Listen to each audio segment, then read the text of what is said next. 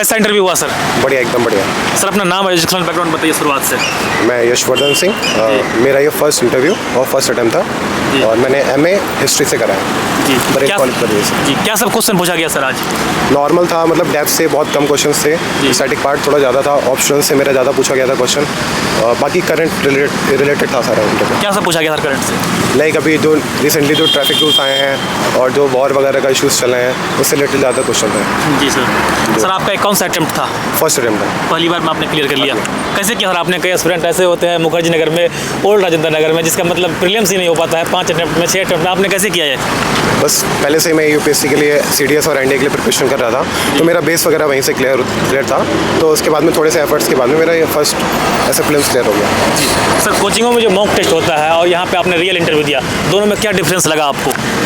बहुत ज़्यादा डिफरेंस नहीं था, लेकिन यहाँ पे काउंटर नहीं करते हैं, आपको फ्रीली बोलने दिया जाता है। मॉक इंटरव्यू में थोड़ा सा काउंटर करके आपको वहाँ पे रोक दिया जाता है, तो इस टाइप का यहाँ पे ऐसा कुछ सीन नहीं था। जी सर इंटरव्यू का माहौल कैसा था? जैसे कि सर हम लोग फिल्मों में देखते हैं कि 12th फिल्म में भी देखे थे कि यूपीएससी का इंटरव्यू हो रहा है, कुछ इस प्रकार से होता है फिर कुछ अलग होता है?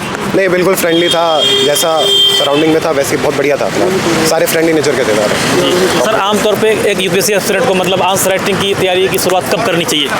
अपने ग्रेजुएशन में फर्स्ट ईयर या सेकंड ईयर के स्टेट में आप कर सकते हैं। जी एनसीईआरटी का सर क्या योगदान है इस एग्जाम में? एनसीईआरटी इज़ अ फाउंडेशन, तो उस हिसाब से एनसीईआरटी मस्ट है। जी जैसे कि सर प्रीलिम्स का पैटर्न बदल रहा है, वैसे में सर नए एस्पिरेंट को कैसे करना चाहिए, क्या करना चाहिए? आपने देखा होगा पैटर्न काफ़ी चैलेंजिंग होता जा रहा है और एलिमिनेशन टेक्निक को यूपीएससी ने खुद ही एलिमिनेट कर चुका है, तो उसको देखते हैं अभी क्या फ्यूचर प्लान रहता है यूपीएससी का, कुछ पता नहीं है इसके बारे में। जी सीसेट के लिए सर कुछ बताइए सर, आपने कैसे कैसे किया था? और सीसेट मेरा थोड़ा मैथ्स थोड़ा स्ट्रॉन्ग है, तो इसलिए मुझे सीसेट में कोई प्रॉब्लम नहीं हुई हिसाब से, मेरा सीसेट अच्छा रहा। जी जीएस 4 पेपर के लिए सर आपने कैसे किया था? एथिक्स में मैंने लुकमान आईएएस का एथिक्स का स्ट्रेटेजी थोड़ा सा फॉलो करा था, बाकी हिसाब से। जी और अरे मॉक टेस्ट पूछ यार हुआ मॉक टेस्ट सर क्या योगदान है? मॉक टेस्ट काफ़ी हेल्पफुल हैं, जी आपको ज़्यादा से ज़्यादा मॉक टेस्ट देने चाहिए, पर मैंने कम ही दिए थे क्योंकि मेरा पैर में फ्रैक्चर था, तो इसलिए मैं ज़्यादा ठीक। सर आपका ऑप्शनल क्या था? हिस्ट्री। तो नए स्टूडेंट सर ऑप्शनल कैसे चूज करना चाहिए? जो सब्जेक्ट आपके अकॉर्डिंग बेटर लगे आपको, आप उसको पहले थोड़ा टाइम दीजिए, फिर जो आपको बेस्ट लगता है उसके हिसाब से अपना ऑप्शन चूज़ करें। जी सर प्रीवियस ईयर क्वेश्चन के बारे में बताइए कि कितने साल का आपने लगाया था? लाइक मैंने 10 ईयर्स के प्रीवियस ईयर क्वेश्चन सारे कर रखे थे। मेंस के या प्रीलिम्स का? मेंस के। और करंट अफेयर की तैयारी सर आपने कैसे किया?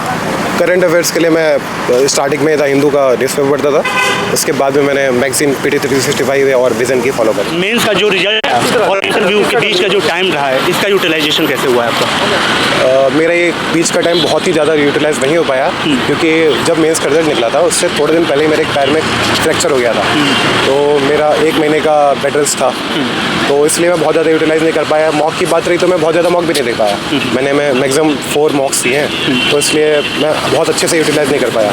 एक्सपेक्टेड डेट के अकॉर्डिंग मेरा इंटरव्यू अराउंड लास्ट ईयर के अकॉर्डिंग 30 जनवरी से स्टार्ट हुए थे, पर इस बार का थोड़ा सा जल्दी रहा है, तो इसलिए लिमिटेड टाइम मिला हमें। ओके, अगर बात करें test series versus PYQ, no doubt PYQ का रोल बहुत तगड़ा होता है, तो PYQ सॉल्व करने के तरीके क्या रहे हैं आपके? मैं तो पहले एलिमिनेशन मेथड यूज़ करता था, पर इस बार के प्रीलिम्स में क्योंकि अब मेरी थोड़ी नॉलेज भी उस हिसाब से बेटर है, तो मुझे बहुत ज़्यादा एनवायरनमेंट में मेरा थोड़ा कमांड था, साथ ही साइंस एंड टेक में भी थोड़ा अच्छा था, तो उसने मुझे हेल्पफुल रहा प्रीलिम्स में। Standard book versus supplements? Standard books. Supplement का कोई रोल नहीं है? नहीं, हेल्पफुल है, पर जो बेस है वो सप्लीमेंट्स, वो टेक्स्ट बुक है basic. Sir same standard book सब लोग फॉलो करते हैं, अगर आपको अच्छे नंबर लाना है मेंस में, नो डाउट मेंस के ही रैंक से आपका डिसाइड होता है, तो अच्छे नंबर लाना है तो आपको सप्लीमेंट तो यूज करना ही पड़ेगा, वैल्यूडेशन करना ही पड़ेगा, तो वो सोर्स क्या रहे हैं? गूगल, यूट्यूब क्या रहा है?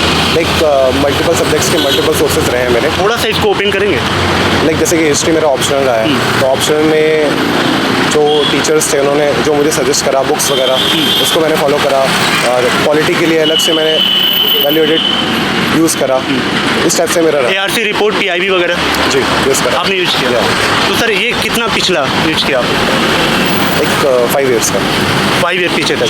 अगर करंट अफेयर की बात करें तो मंथली मैगजीन इनफ है, आपको पूरा साल करंट अफेयर के लिए पेपर यूज करना पड़ेगा? It's totally depends on you. आप चाहें तो PT 365 का आप जो ईयरली कंपाइलेशन आप वो भी कर सकते हैं। अगर आपको मंथली हेल्पफुल रहता है तो आप मंथली भी कर सकते हैं। सर आप ये मानते हैं कि निबंध वाले पोर्शन में आप कुरुक्षेत्र या ऐसी जो पत्रिकाएं आती हैं मंथली, इनका योगदान अच्छा रहता है? जी आपने यूज किया था? मैंने पर्सनली तो पढ़ा हुआ था। ओके। तो मुझे तो काफ़ी हेल्पफुल लगा। आर्टिकल के लिए आपने क्या यूज किया?